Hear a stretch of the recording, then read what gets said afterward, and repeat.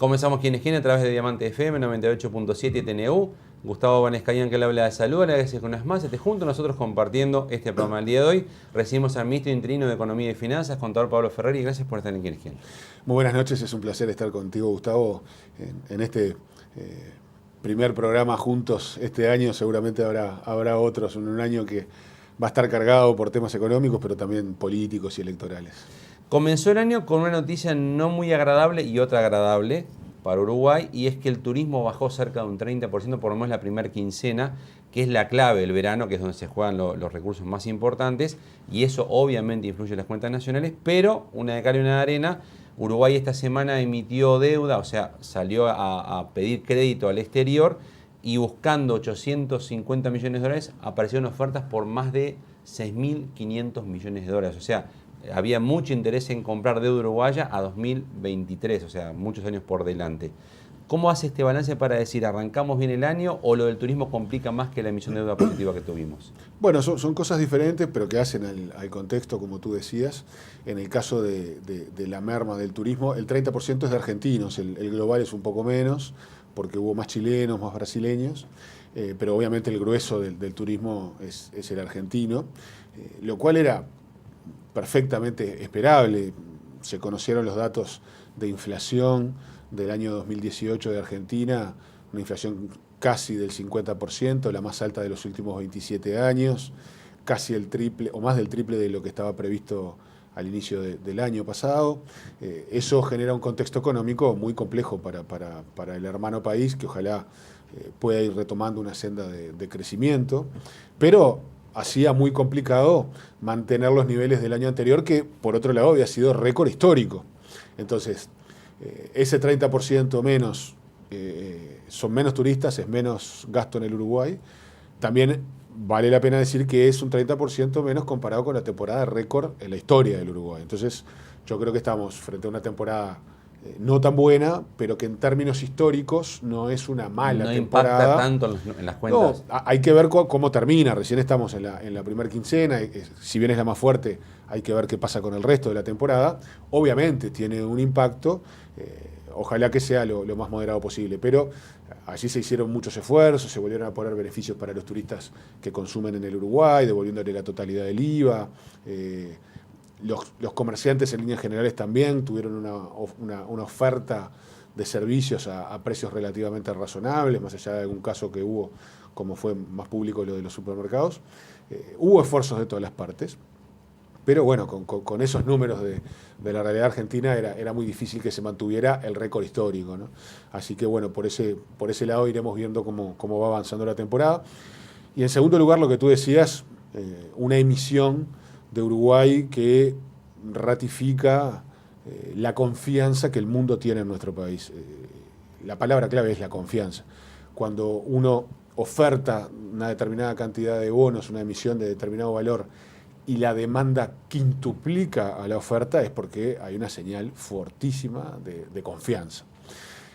Efectivamente se emitieron 850 millones de dólares de bonos, se canjearon 400, que vencían entre el 2022 y el 2027, esta emisión es al 2031. Canjeares que sacaron bonos que estaban más cerca, que había que pagarse, y le dieron esto que se vence más lejos. Que vence más lejos, por 1.250 millones de dólares es la operación global, y la oferta fue de más de 6.200 millones de dólares. Entonces, claramente hay una muestra ahí de confianza, pero además esto se da al inicio del año. Uruguay fue el primer país de Latinoamérica que sale al mercado a colocar bonos, en un contexto de alta volatilidad, de alta incertidumbre, y tenemos esta respuesta. Además, con una tasa que supera en 175 puntos básicos, es decir, en un 1,75% de interés más que los bonos del Tesoro americano, lo cual también es una muy buena tasa para nuestro país, con más de 200 cuentas que estuvieron ávidas por títulos uruguayos, es decir, una clarísima muestra de confianza en el Uruguay y en los uruguayos, ¿no? El déficit fiscal es una preocupación no solo para el gobierno, sino que el Fondo Monetario Internacional el año pasado hizo un informe, y eso se estableció en un documento, en el que se preocupa por el déficit fiscal uruguayo. Esto es porque las cuentas, si no hubiera préstamos, si no hubiera otro tipo de herramientas, no se podrían pagar, y dice que como viene la cosa, Uruguay no estaría cumpliendo en 2020 su meta, que es llegar al 2,5% del déficit. Hoy estamos en el 3,7 aproximadamente.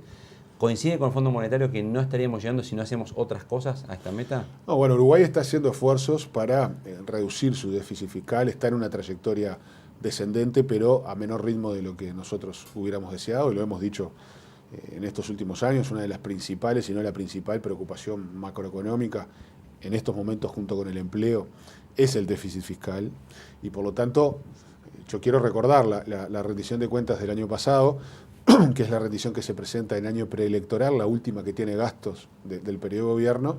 Fue la rendición de cuentas preelectoral más austera desde el retorno a la democracia a la fecha, salvo la del 2003, que bueno, Uruguay venía de una crisis histórica, ¿no? Entonces, se está trabajando en la línea de ser muy moderados con el gasto, y esperamos mantener una trayectoria descendente. Iremos viendo cómo vamos avanzando de aquí hacia el final del periodo. ¿El Fondo Monetario sugería cortar más el gasto público? ¿Es posible? Bueno, nosotros siempre estamos atentos a ver qué medidas se pueden ir tomando como para moderar el crecimiento del gasto y sobre todo que crezca menos que la evolución del producto y por lo tanto en términos relativos baje. En eso estamos trabajando.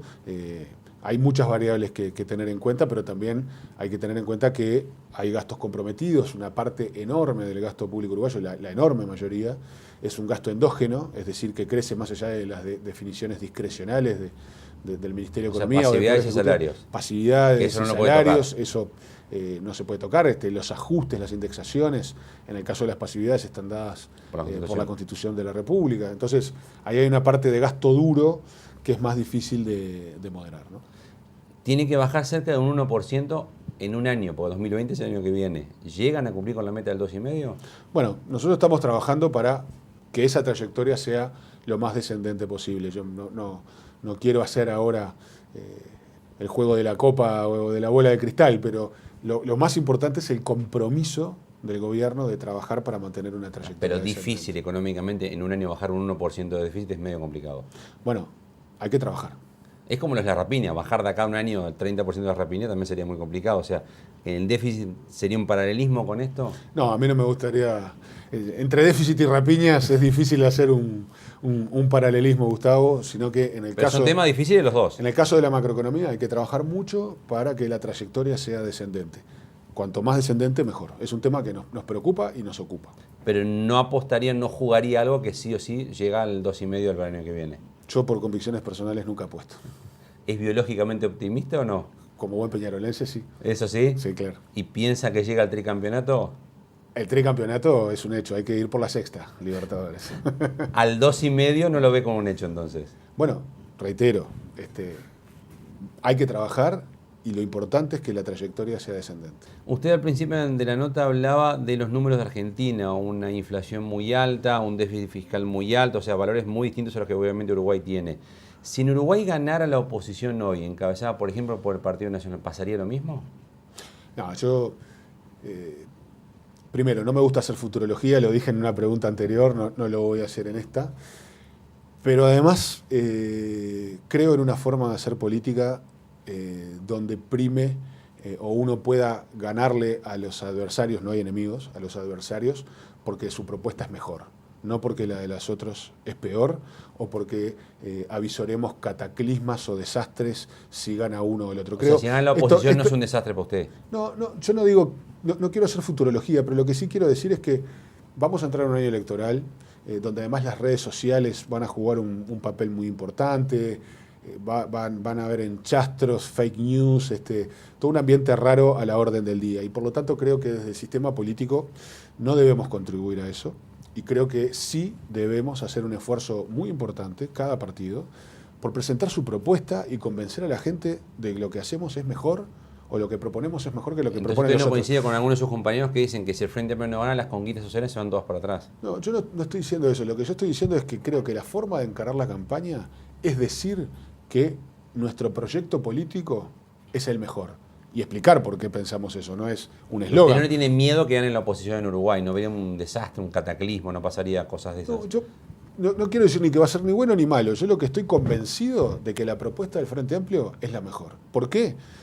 Porque tiene un sesgo hacia la equidad de oportunidades, a la igualdad de oportunidades para todos, que es bueno para una sociedad en el mediano y en el largo plazo. Se construye más sociedad con una sociedad integrada, donde hay oportunidades para todos. Si miramos cualquier indicador de nuestro país, desde el 2005 a la fecha, indigencia, pobreza, ingreso de los hogares, lo que es el presupuesto que hablábamos en educación, en salud, en seguridad, etcétera, han habido conquistas. Uruguay está en cualquier ranking económico o social o de democracia o de transparencia de los organismos internacionales, ¿no?, elaborados por este gobierno, en el primero o segundo lugar de América Latina y en los lugares más destacados del mundo. Bueno, eso es lo que yo quiero para mi país. Y quiero explicar por qué quiero eso. Yo no quiero, y lo digo como uruguayo, porque primero todos vamos a estar preocupados por ganar, pero después hay que gobernar y el país tiene que funcionar y tenemos todos que convivir. Y para eso hay que hacer una campaña basada en ideas, en propuestas y en explicar por qué entendemos que lo nuestro es mejor.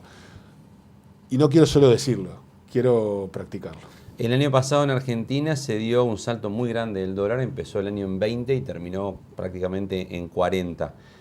En Uruguay ha habido una cierta volatilidad del dólar, o sea, el dólar ha tenido oscilaciones importantes, está rondando los 30. ¿Ven que siga la tendencia así o el dólar terminaría más alto? ¿Qué es lo que están ustedes viendo a nivel de la economía en lo que es el dólar concretamente? Se está rondando un poco más de 30, ¿no? Estamos 32,5, un poquito por ahí. Nosotros, primero, lo que pasó en Argentina tiene que ver con parte de los fundamentos económicos argentinos que muestran problemas, lo hablábamos previamente. Eso luego se estabilizó. Hubiera sido imposible y además no deseable que Uruguay siguiera la trayectoria del tipo de cambio que siguió Argentina, porque los fundamentos son distintos. Uruguay tiene una situación muchísimo más ordenada, más sólida, más estable, y por lo tanto tener una devaluación de la magnitud y la velocidad que tuvo Argentina no hubiera sido lógico para nuestro país. Hoy estamos en una situación más estabilizada del dólar, pero reitero, nosotros como gobierno, la política económica ha ido en la línea de que el dólar flote libremente con intervenciones del Banco Central para moderar los saltos bruscos hacia arriba o hacia abajo, pero siempre respetando la trayectoria natural que el dólar. La trayectoria que ustedes ven es que siga subiendo. Que haya así, que el dólar a lo largo de este año siga subiendo. ¿Con un horizonte de qué número aproximadamente? No, más allá de números, sí creemos que va a haber una tendencia suave a la suba. A la suba. ¿Pero qué estaríamos? ¿35 fin de año, 36? Por ahí esa es la pregunta del $1.000.000, ¿no? La que usted calcula, más o menos.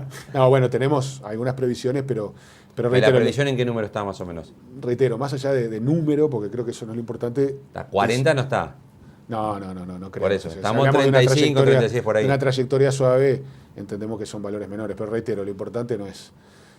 y ustedes van interviniendo para que no hagan saltos, no para que el dólar no siga subiendo. Claro, la tendencia natural es la que tiene que seguir. Que no baje de qué número, por ejemplo. No, pero más allá de que suba o baje, o sea, si el dólar se desploma y vale 10 pesos, lo dejan ustedes que se caiga. O si la tendencia indica que se tiene que ir a 100 pesos, el gobierno uruguayo no puede manejar o manipular el valor del dólar. Si hay, por ejemplo, como ocurrió en el caso del momento que tú mencionabas a mitad del año pasado, con la turbulencia de Argentina, que hubo saltos bruscos para un lado o para el otro, se interviene para moderar los saltos bruscos, pero no para cambiar la tendencia. Eso, primero, no es deseable y segundo, es imposible.